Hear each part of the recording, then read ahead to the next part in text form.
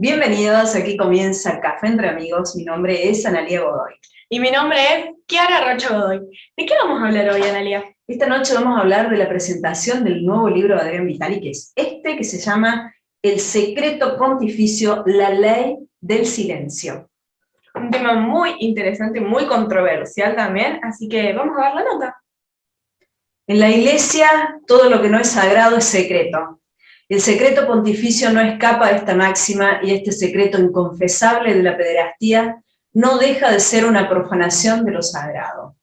Es la contratapa del nuevo libro de Adrián Vitali, la presentación de su libro Secreto Pontificio. ¿Cómo estás, Adrián? Muy bien, ¿cómo están ustedes? Muy bien, Muy bien. muy bien. Vamos a hablar un poco de este nuevo libro. Sí, es un trabajo de 9 años, es un ensayo y una investigación sobre la pederastía en la Iglesia.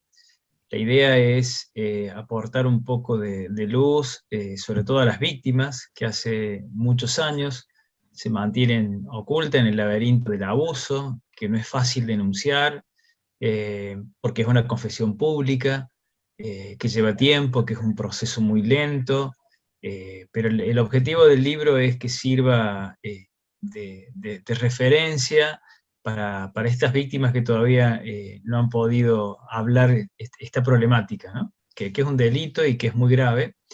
Por eso en el capítulo segundo, que es el capítulo de los testimonios, varias víctimas explican, bueno, cómo hicieron, cómo pudieron salir de ese encierro que los termina enfermando, y muchas de esas víctimas también se han suicidado, ¿no? A no saber cómo canalizar estos problemas. En el capítulo primero yo planteo el problema antropológico. Creo que la Iglesia tiene un problema con el cuerpo, y no hace falta ahondar mucho. Hay muchas referencias de esto, con la Inquisición, cuando se quemaba a las brujas. Primero se las confesaban, primero las torturaban, las confesaban y las quemaban, porque el cuerpo no es bueno, el alma sí.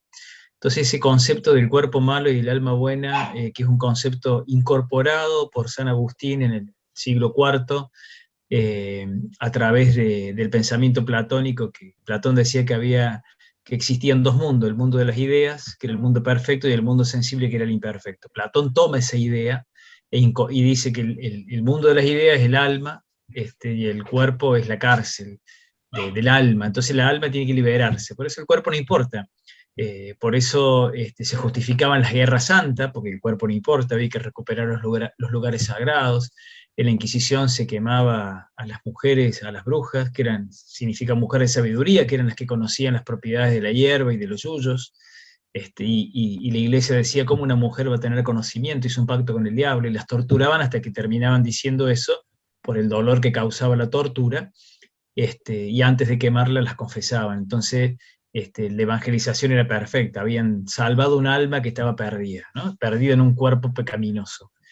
Luego pasó con los judíos, con los moros, con los conversos, incluso con los herejes, que muchos eran de la Iglesia, que por pensar distinto, o científicos, ¿no? Como Galileo Galilei, decir que la Tierra giraba alrededor del Sol era una herejía, y que tuvo que retractarse, y que después de 500 años la Iglesia lo reconoció, que tenía razón. No, tuvo que darle la razón. Claro, pero digo, entonces la Iglesia tiene un problema con el cuerpo, ¿no? Que no lo puede resolver por esa concepción que incorporó en el siglo IV. La Iglesia llega... Que hace bastantes años, Adrián, ya se debería cambiar ese concepto, ¿no? Es que tiene, a ver, primero es un concepto tradicional, y es un concepto de poder, porque el control, si el cuerpo no es bueno y hay que domesticarlo, el control lo tiene alguien, y ese alguien es el representante de Dios, y en este caso es la Iglesia quien se considera la representante de Dios. Por eso fíjate que la confesión solo la hace un cura. La pederastía para la Iglesia no es grave porque sucede en el cuerpo, y si ese niño después no perdona a su abusador, se va a condenar, porque el principio cristiano dice que hay que perdonar. Pero nunca se habla de justicia, ¿no? Siempre se habla de la culpa y del perdón, ¿no? Y la Iglesia siempre es la dadora de esa absolución. Por eso en la introducción también planteamos que los niños que hacen la primera comunión se tendría que suspender esa confesión privada, porque el 95% de los abusos, de los curas abusadores, han utilizado la confesión como espacio o como lugar de manipulación, para indagar sobre la sexualidad del niño, para indagar sobre su cuestión social, y después de sacar toda esa información, se terminaba en el abuso. Por eso digo, es un lugar o es un espacio, no estamos hablando del sacramento, sino de la utilización de ese sacramento por los pederastas, ¿no? Aparte digo, la Iglesia ha generado un 10% de su institución de pederastas, y eso es muy grave, y aparte no los ha denunciado a todos, no ha denunciado a ninguno, salvo las víctimas, que son los que visibilizan a los abusadores. ¿2 de cada 10? Vos dijiste 2 de cada 10, ¿no? 1 de cada 10, con mucha suerte 2 de cada 10, pero normalmente es muy poco el índice de víctimas que denuncian abuso sexual. Es que es muy poco, mirá, 2 de cada 10 es poquísimo. Sí. Poquísimo. Mirá, en Argentina somos 45 millones de habitantes y hay un cura cada 7.000 habitantes. Es decir, que en Argentina debemos tener aproximadamente 6.500 curas. Si la Iglesia genera un 10%, es decir que hay cerca de 650 curas que han sido pederastas o que son pederastas. Y solo hay denunciados 63, o sea, es muy bajo el porcentaje de denuncia. Es decir, ese resto de 580 y pico están en la comunidad todavía, porque la Iglesia no los señala, no los entrega, sino que los oculta, porque la Iglesia entiende que la pederastía es un pecado y se resuelve con un proceso espiritual en un monasterio, rezando. Por eso las cárceles de la Iglesia son los monasterios y las casas de retiros espirituales, donde se los manda ahí a rezar hasta que se conviertan y nuevamente vuelvan a la comunidad, y lo que sucedía era que seguían cometiendo los mismos delitos, que para la Iglesia no es lo mismo delito que pecado, para la Iglesia es un pecado y por eso lo puede perdonar y absolver solo ella. Por eso en el primer protocolo de Juan 23, en 1962, que se llamaba Crimen Solicitaciones, uno de los puntos era que el niño abusado tenía 30 días para poder denunciar a su abusador con la autoridad del abusador. Un niño en un orfanato o en un colegio... Solamente 30 días, ese era el plazo. Y si no lo hacía en 30 días, quedaba excomulgado ese niño bajo la máxima pena de la Iglesia, que es late sentencia ipso facto. Y si ese niño se moría, para la Iglesia se iba al infierno, porque está en pecado mortal. Entonces era todo un sistema de ocultamiento, digamos. ¿Eso hasta cuándo, Adrián?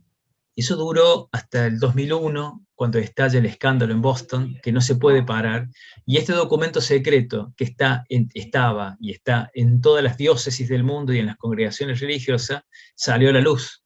Entonces, cuando salió a la luz ese documento, la Iglesia tuvo que recurrir y reinventar otro sistema de silencio para hacer callar a las voces eclesiásticas. Entonces, Juan Pablo II, con Ratzinger, que era el prefecto para la doctrina de la fe en ese momento, incorporan la pederastía a lo que se llamó el secreto pontificio. El secreto pontificio es el secreto de Estado, que todos los estados tienen sus propios sistemas de secreto, digamos, por cuestiones de seguridad nacional. Bueno, aquí incorporan un acto moral como secreto estratégico dentro del secreto pontificio, dentro del secreto del Estado Vaticano, que para la Iglesia fue un mecanismo para nuevamente prohibir que se hable del tema, ¿no? Nadie podía hablar del tema. Por eso, en todos los tribunales eclesiásticos del mundo, por ejemplo, en Argentina tenemos 8 tribunales de primera instancia y uno de segunda instancia que está en Buenos Aires. Todos los que inician los trámites en ese tribunal no termina con la sentencia del juez eclesiástico del lugar. Todo trámite iniciado de pederastia debía ser girado a Roma, ¿no? Para que se concentrara toda esa información en la Congregación para la Doctrina de la Fe, que en ese momento la manejaba Ratzinger, y de ahí determinar qué se hacía con estos casos, ¿no? Si se condenaba o no se condenaba el cura, si se avanzaba o no se avanzaba, o si se guardaba la carpeta en algún archivo, que el archivo era el Archivo Vaticano, todo va ahí, un archivo secreto, que es el archivo personal del Papa, por eso el único que puede revelar los secretos inconfesables es el Papa, y las víctimas que deciden denunciar a sus abusadores. Estás hablando de Juan Pablo II, hablaste de Ratzinger. ¿Qué pasa con el Papa Francisco? ¿Cambió algo de esto? La verdad que Francisco tiene un discurso hacia afuera, como moderno y de cambio, y hacia adentro sigue todo igual. En el capítulo segundo del libro, que es la parte de los testimonios, está el testimonio de Sergio de Kuyper. Sergio de Kuyper estuvo en el 2019 con el Papa Francisco en Santa Marta. Esto pasó hace 2 años. Hace 2 años, o sea, no hace 25 años. Ni por 50 eso hacemos un sí. Y el Papa le dijo que le creía, que lo había abusado su tío cuando él tenía 6 años. Su tío cura.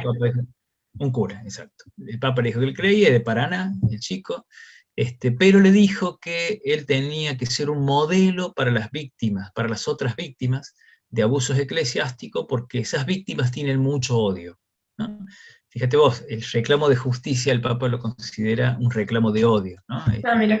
Por eso hay un gran problema de concepción antropológica. El manejo, una manipulación. Sí, una manipulación de masas terrible.